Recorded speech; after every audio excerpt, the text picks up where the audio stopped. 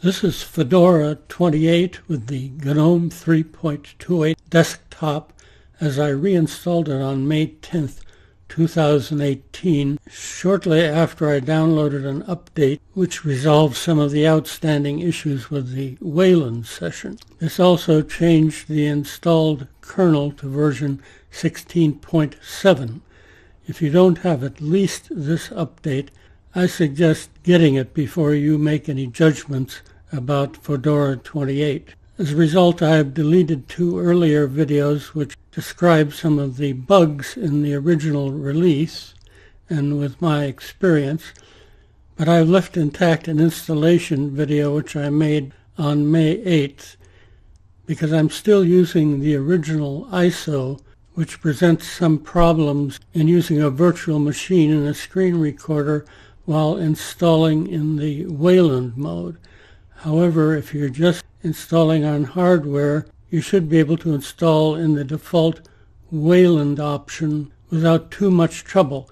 On some machines, including mine, the installer may hang up for a few minutes at one point in the installation, but if you wait, it should clear up.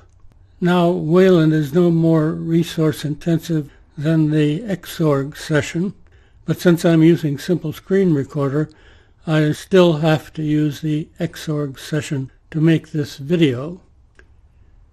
Here's a screenshot from the Wayland session with only the desktop operating. It's using about 1.5 gigabytes of 3.7. That is high compared to other desktops, but it's fairly typical for GNOME 3. And here's a screenshot from the Xorg session, 1.4 gigabytes of memory from 3.7 available. So this is slightly lower, but there's not a huge difference. This is pretty much the way it came by default. I've installed a few things. It came with GNOME boxes, calculator, calendar, cheese, clocks, contacts. I installed DNF Dragora, which is to Fedora what Synaptic Package Manager is to Debian or Ubuntu. It came with documents, evolution, files, Firefox, LibreOffice Calc, LibreOffice Draw, LibreOffice Impress, LibreOffice Writer, but not the entire LibreOffice suite. It came with maps, photos, Rhythmbox, settings, which I'll go into later, Simple Scan. I installed Simple Screen Recorder, and to do that I had to install the RPM Fusion repositories. Came with software, GNOME software. Now under Sundry, it only has one thing, problem reporting. Came with the text editor, which is gedit. Came with utilities, archive manager, characters, disk usage, disks, document viewer, that's PDF viewer, fonts, help, image viewer, logs, screenshot, system monitor, and a terminal.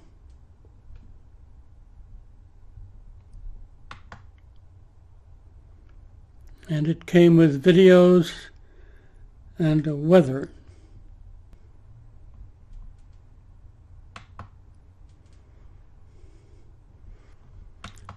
I want to mention one thing about Simple Screen Recorder. If you've looked at any of my other videos about using it in Fedora with the GNOME desktop, it now fits on the screen. In previous releases of Fedora with GNOME, the Simple Screen Recorder window has not fit on the screen.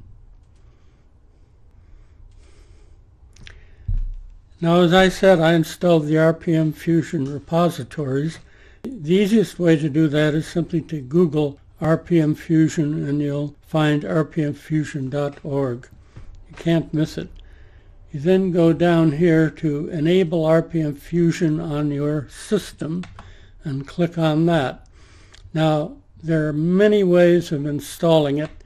I still feel the simplest way is to go down here to Fedora 22 and later. This still works in Fedora 28. Copy this.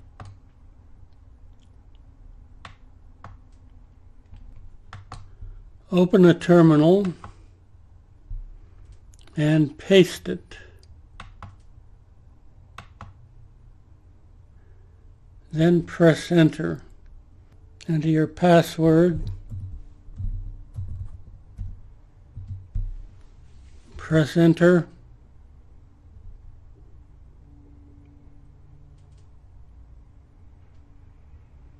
It says nothing to do, and that's because, of course, I've already installed them. But that's how to do it. Now, if you open software, you'll see a note up here, enable third-party software repositories.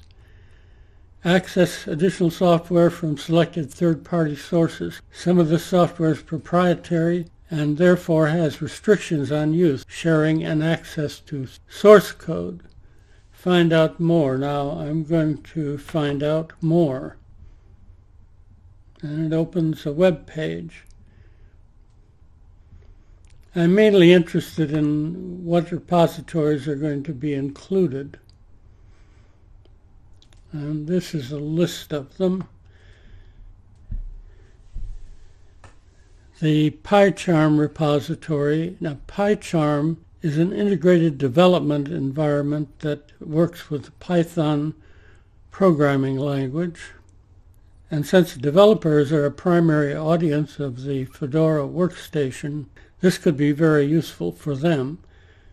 Down here it also has the Google Chrome repositories, the RPM Fusion non-free NVIDIA driver repositories, which would be very helpful for those who have an NVIDIA graphics card. I don't, but many people do. And the RPM Fusion non-free Steam repositories. That, of course, would be good for gamers. So even though I have the general RPM Fusion repositories, both free and non-free, already installed, I'm going to enable this.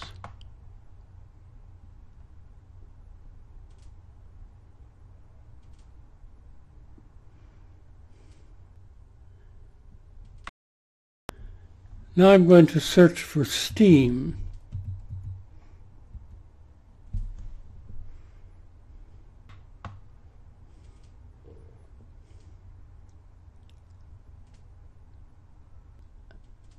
I'm not going to install it because my computer doesn't have the resources necessary to really use it to advantage, but it's available.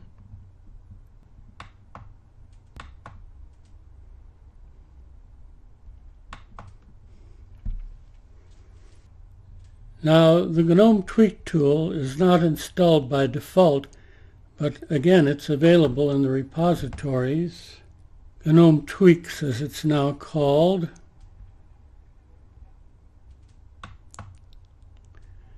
I'm going to install this.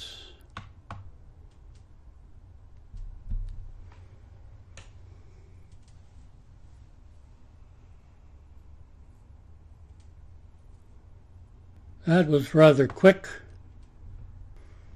Now you can either click on Activities, or you can press the Super key or Windows key, and then type what you're looking for.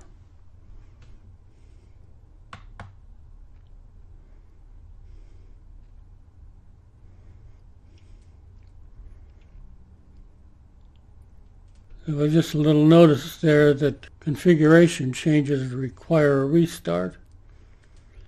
I'm going to turn animations off. There's more themes than there used to be. There's Adwaita dark, high contrast, and high contrast inverse. I want to mention that particularly in case you have poor eyesight. You might find high contrast inverse is very helpful, and it wasn't available for a long time in GNOME 3. I'm going to leave this on Adwaita for now. Theoretically, there are cursor options, but only Adwaita is currently installed. And icon options, you have Adwaita high color and high contrast. However, you can install more. Under extensions, there aren't a lot, but you can get more, and it's quite easy now, again using GNOME software.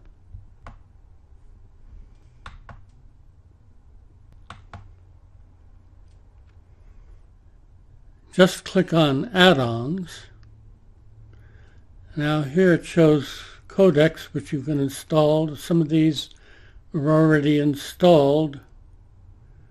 Remember, I have RPM Fusion enabled. Fonts.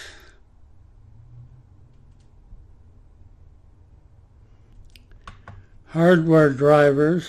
Here you find the NVIDIA graphics driver, and that's because I've enabled that repository. And here you find ways of entering characters from languages which don't use a simple keyboard for input, such as various types of Japanese, Vietnamese, Chinese, etc.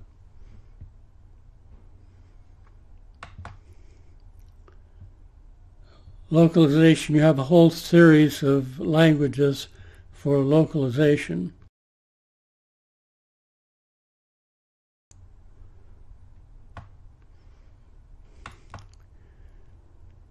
Shell extensions.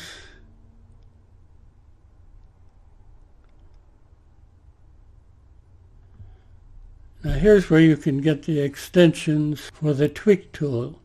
You have dash to dock, for instance. If you like the dash in Ubuntu 18.04 with GNOME, in which the dash is always available without having to click on the super key or click on activities, you can install dash to dock. It's quite simple. One click and it's installed. There seem to be two dash to dock extensions here, and I'm not sure what the difference is. This is dash to panel. I'm not going to go through all of these. You can see there are lots of them. You no longer have to go to a special website. You no longer have to enter any special code. You can get an enormous number of extensions just from this GNOME software. Now I want to take a look at files.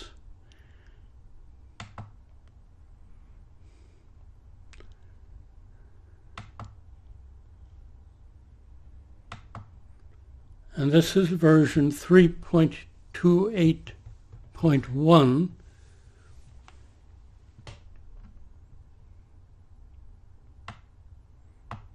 There have been a number of changes. One is that if you want to switch to the list view, you can just click on this and it toggles list icon, list icon. The other thing I've found here, I'm going to close it.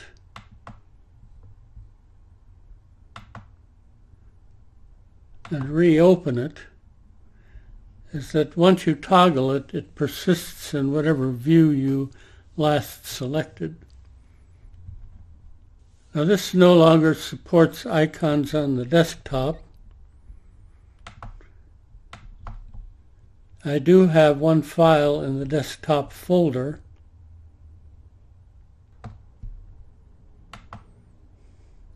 But as you can see, there are no icons.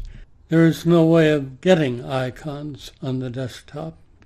Whether there will be any tweaks for that, I don't know.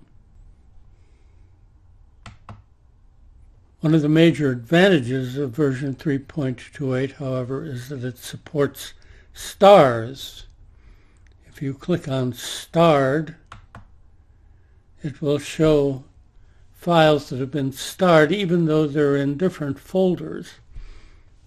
So if you're working on, say, 5 different files At the same time, you want to go from one to the other, and you don't want to transfer them out of their original folders, and yet you want to be able to get to them quickly without searching through your entire file system.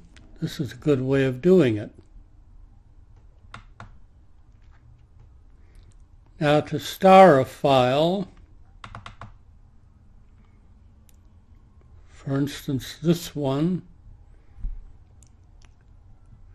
right-click on the file and click on Star, and the system crashes.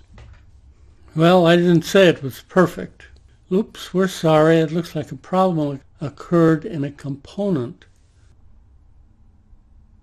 The problem has been automatically reported. Hopefully that'll be fixed eventually. However, undaunted, I'm going to go back to Files,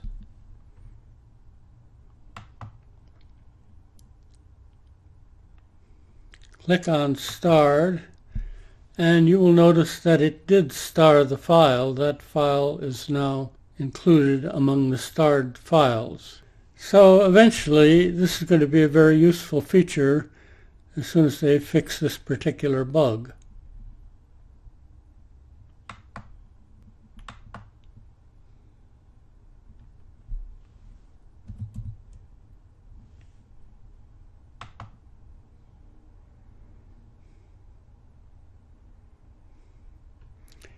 I'm going to open the weather application and grant it access to my location. Chicago Midway Airport. There it is. It's going to rain much of the day.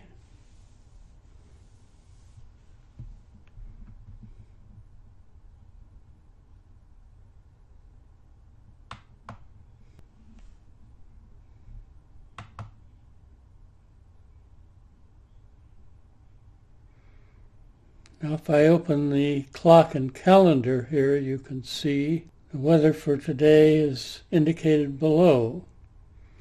If I click on tomorrow, I've got more rain. If I click on the next day, I've got more rain.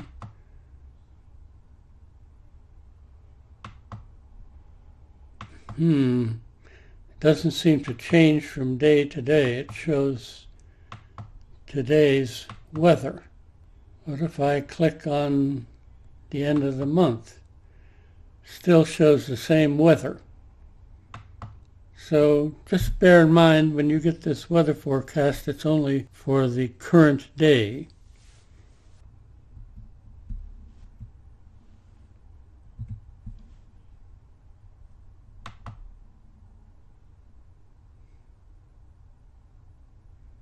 And the weather application itself, it does at least include tomorrow, today, tomorrow.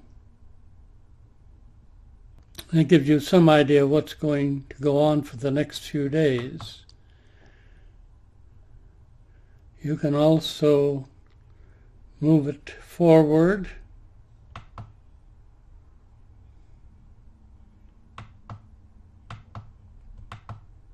during the day.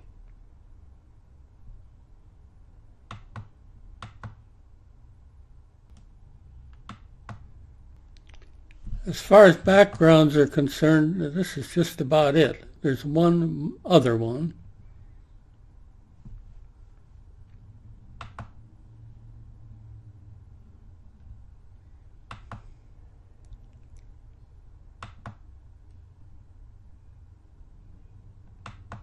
This isn't bad.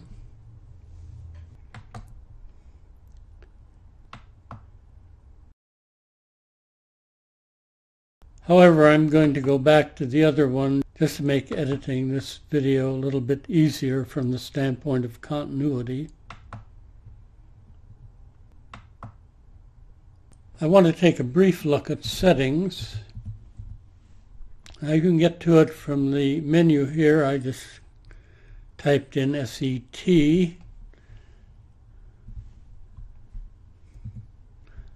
However, you can also get it here from the system menu. Now this no longer has a system tray.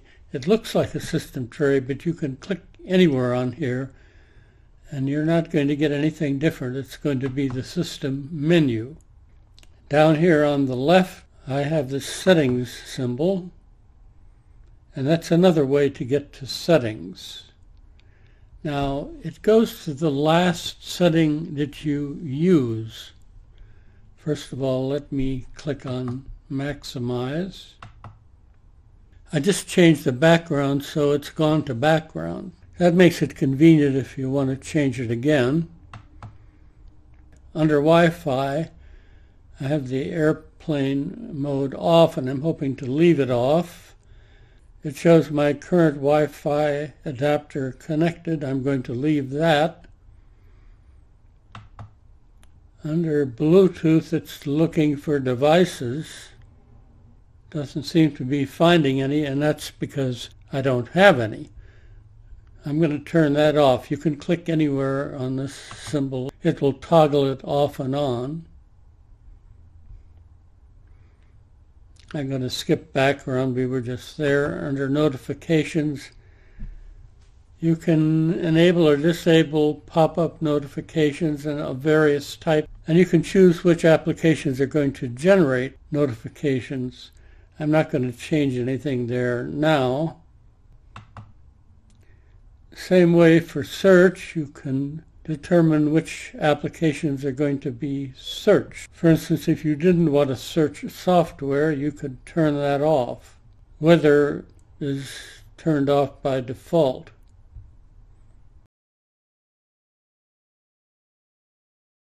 Also, you may have to scroll down to see all of them. That seems to be it. Under region and language, of course, you can change that if you want to. Also change the input sources. Under universal access, you have the usual options: high contrast, large text, cursor size, zoom, screen reader. This is the Orca screen reader. Sound keys, visual alerts, screen keyboard. I want to mention one thing. Under high contrast here, you don't have the inverse high contrast that you have under fonts. However, if you want it, you can simply change the theme and you'll get the inverse high contrast. Online accounts, I don't want to link to any of my online accounts, but I could by selecting these. Under privacy, screen lock is on. I'm going to turn that off. I just don't like to have my screen constantly locking while I'm doing something else. I'll leave the notifications on. I have location services on. If you want them off for privacy purposes, you can turn them off. Usage in history, I'm going to turn that off. First, I'm going to clear my recent history. Then I'm going to turn this off.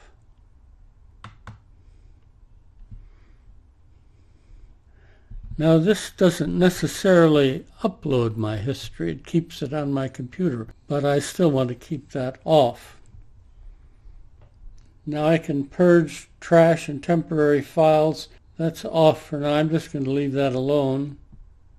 Problem reporting is automatic. If I click on this, I could turn that off if I wanted to, but I'm going to leave it on. Now I have options for file sharing here: screen sharing, media sharing, remote login, but I don't really have a network set up, so I'm going to leave that off. Under sound, I've used that, of course, to use my microphone and indicate the output for the screen recorder. So I'm just going to leave that alone.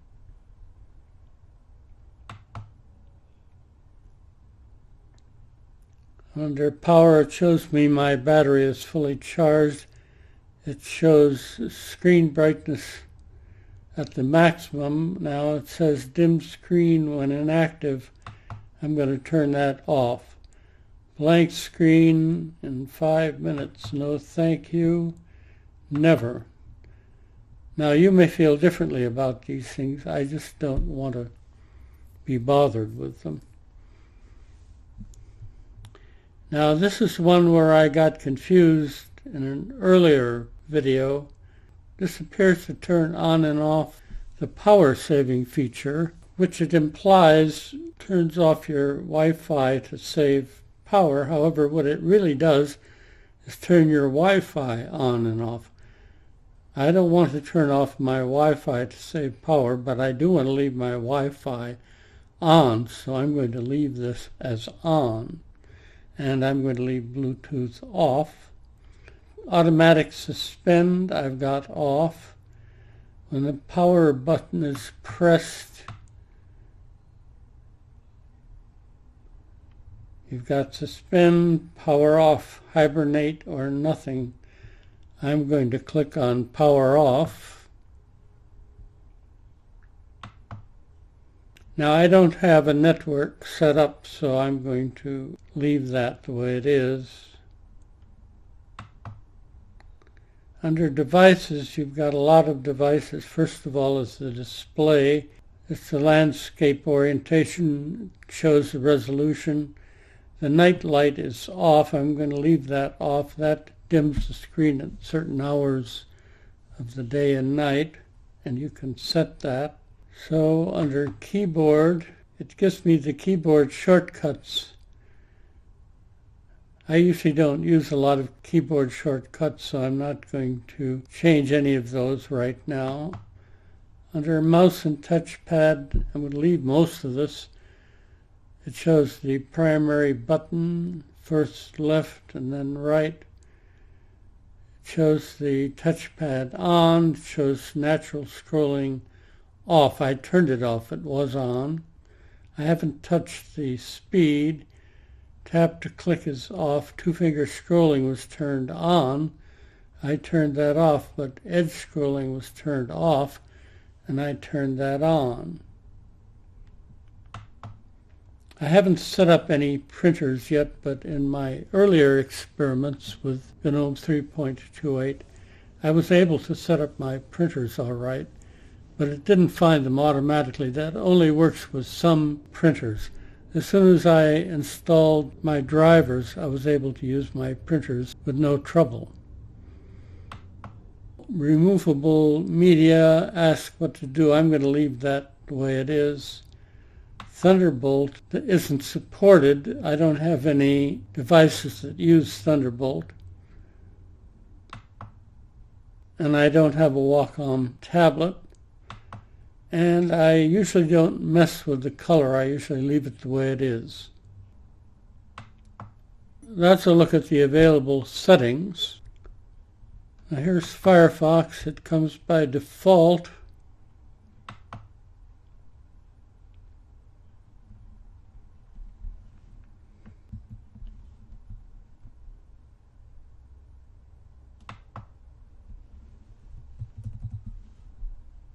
If I start my system monitor now,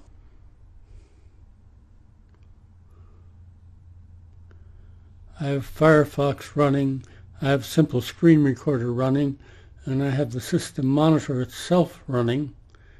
You can see that I'm using about 50% of my CPU capacity, and I'm using 1.9 gigabytes of the random access memory, however, still zero swap.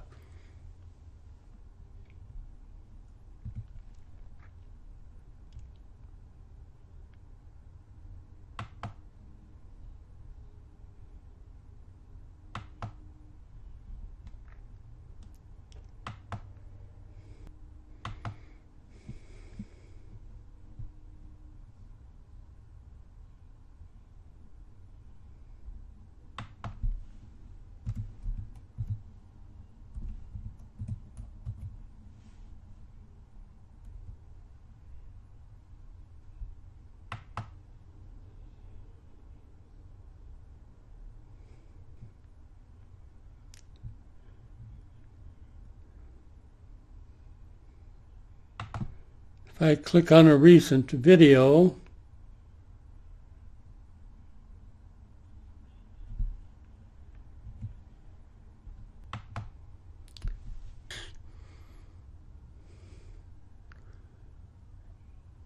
you can see that my CPU capacity is a lot higher, and I'm now using 2 gigabytes of the 3.7 I have available.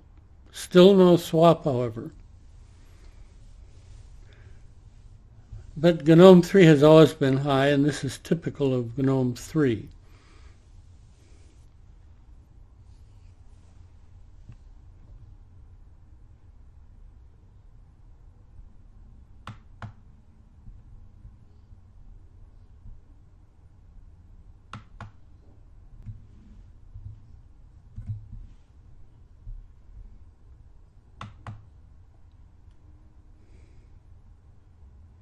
I normally would have done this at the beginning of this video, but I just want to make a few of the tweaks I usually make, and they're easily available.